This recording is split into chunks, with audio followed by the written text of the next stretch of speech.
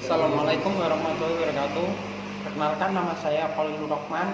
Saya dari semester 6B.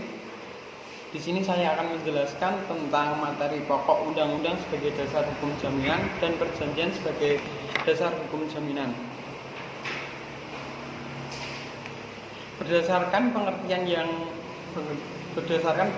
sumber hukum dibagi menjadi tiga, yaitu sebagai berikut. 1. Hukum dalam pengertian sebagai asalnya hukum positif, wujudnya dalam bentuk yang konkret, yakni berupa keputusan dari yang berwenang untuk mengambil keputusan mengenai soal yang bersangkutan. Yang kedua, sumber hukum yang diartikan sebagai tempat di mana aturan dan ketentuan hukum berwujud peraturan atau ketetapan, baik tertulis atau tidak tertulis. 3. Sumber hukum dalam arti hal-hal yang dijadikan pertimbangan oleh penguasa yang berwenang untuk menentukan isi hukum positif yang akan dibentuk. Pengertian dasar hukum atau sumber hukum ini adalah tempat ditemukannya aturan dan ketentuan hukum serta peraturan perundang-undangan dalam bentuk tertulis yang mengatur mengenai hukum jaminan dan segala sesuatu yang berkaitan dengan jaminan atau dan ketentuan hukum dan perundang-undangan jaminan. Yang dimaksud dalam hukum positif yaitu ketentuan jaminan yang sedang berlaku saat ini. Kitab Undang-Undang Hukum Perdata atau KUH Perdata. Kitab Undang-Undang Hukum Perdata merupakan terjemahan dari Burgerlijk Wetboek yang berasal dari Belanda.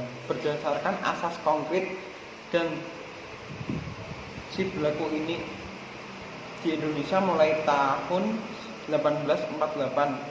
Kitab Undang-Undang Hukum Perdata yang selanjutnya disebut KUH Perdata ini memuat hukum perdata material terkecuali hukum dagang. Ketentuan jaminan dapat dijumpai dalam buku 2 KUH Perdata yang mengatur mengenai hukum kebendaan. Ketentuan mengenai piutang-piutang yang diistimewakan, lembaga dan hak jaminan dalam KUH Perdata diatur pada pasal 1131 sampai dengan pasal 1232. Pengaturan tentang piutang-piutang tersebut dimulai dari bab 19 tentang piutang dengan hak mendahulukan yang diatur mulai dari pasal 1131 sampai dengan pasal 1149. Kemudian pada bab 20 dibahas tentang gadai yang diatur mulai pada pasal 1150 sampai dengan 1161. Pada bab 21 membahas tentang hipotek yang diatur mulai pasal 1162 sampai dengan 1232. Kitab Undang-Undang Hukum Dagang atau KUH Dagang. Pada dasarnya, hukum dagang mengatur mengenai hukum perdata khusus yang terdiri dari dua buku, yaitu buku 1 mengatur tentang dagang pada umumnya dan buku 2 mengatur tentang hak-hak kewajiban-kewajiban yang timbul dari pelayaran. Dalam KUH Dagang, ketentuan-ketentuan yang berkaitan dengan pengaturan hukum jaminan adalah ketentuan mengenai pembebanan hipotek atas kapal laut yang dimulai dari buku 2, mulai dari pasal 309 sampai dengan 319. Undang-Undang Nomor 5 Tahun 1960 tentang Peraturan Dasar Pokok-pokok Agraria. Ketentuan dalam Undang-Undang Nomor 5 Tahun 1960 tentang Peraturan Dasar Pokok-pokok Agraria ini yang berhubungan dengan hukum jaminan, yaitu terdapat pada pasal 51 yang menyatakan bahwa lembaga hak jaminan yang dapat dibebankan pada tanah adalah hak tanggungan sebagai pengganti lembaga hipotek dan kredit verban yang akan diatur dalam suatu undang-undang tersendiri. Undang-Undang Nomor 4 Tahun 1996 tentang hak tanggungan atas tanah beserta benda-benda yang berkaitan tentang tanah.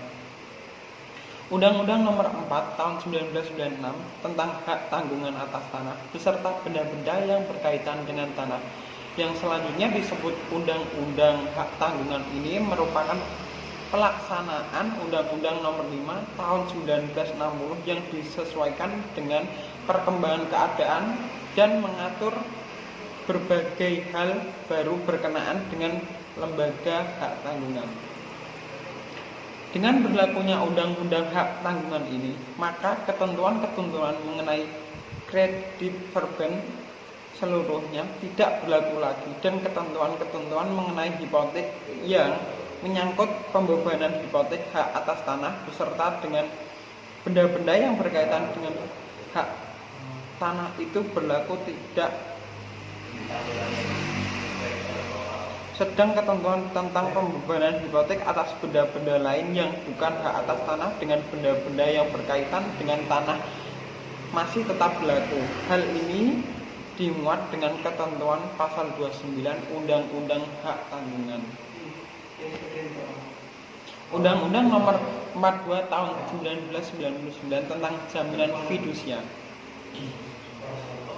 Berdasarkan pasal 38 Undang-Undang Nomor 42 Tahun 1999 tentang Jaminan Fidusia, yang selanjutnya disebut Undang-Undang Jaminan Fidusia, menyatakan bahwa selama peraturan perundang-undangan mengenai fidusia yang ada belum dicabut, diganti atau diperbarui, maka semua peraturan perundang-undangan tentang fidusia selama berdasarkan perundang-undang fidusia dan tidak bertentangan dengan undang-undang fidusia dinyatakan tetap berlaku dengan mengadakan penyesuaian seperlunya.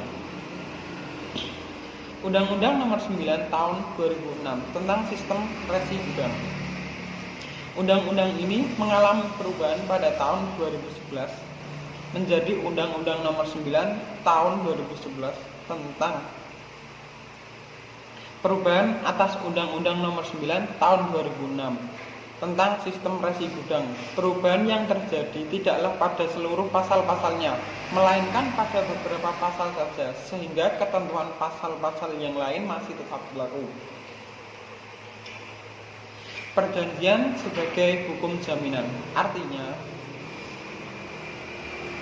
perjanjian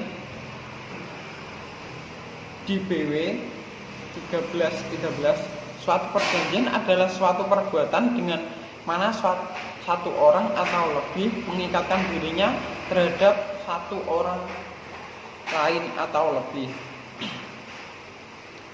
Perjanjian jaminan.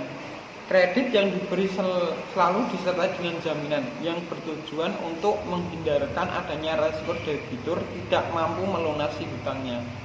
Fungsi jaminan adalah memberikan hak dan kekuasaan kepada kreditor untuk mendapatkan pelunasan dari jaminan tersebut bila debitur tidak melunasi hutangnya pada waktu yang telah ditentukan. Kualifikasi jaminan yang baik menurut Profesor R. Subekti SH, yang dapat secara mudah membantu perolehan kredit itu oleh pihak yang memerlukan, yang tidak melemahkan potensi atau kekuatan si pencari kredit untuk melakukan atau meneruskan usahanya, yang memberikan kepastian kepada si pemberi kredit atau kreditur dalam arti bahwa barang jaminan setiap waktu tersedia untuk dieksekusi, bila perlu dapat mudah diuangkan untuk melunasi hutangnya si penerima kredit atau debitur. Sifat perjanjian jaminan. Perjanjian jaminan merupakan perjanjian pelengkap yang bersifat aksesoris, yaitu perjanjian tambahan yang senantiasa dikaitkan dengan perjanjian pokok. Tujuan perjanjian jaminan yaitu melengkapi perjanjian pokok dan untuk menjamin kepastian debitur dalam melunasi hutangnya kepada kreditur. Akibat hukum aksesoris yaitu: 1. Perjanjian aksesoris tergantung pada perjanjian pokok. 2. Hapusnya perjanjian aksesoris tergantung pada perjanjian pokok. 3. Jika perjanjian pokok batal, maka perjanjian aksesoris juga ikut batal. 4. Perjanjian aksesoris ikut beralih dengan beralihnya perjanjian pokok. 5. Jika perutangan pokok beralih karena sesi subrogasi, maka perjanjian aksesoris beralih juga tanpa adanya penyerahan khusus. Sekian penjelasan dari saya. Jika ada kekurangan atau kelebihannya, saya mohon maaf. Wassalamualaikum warahmatullahi wabarakatuh.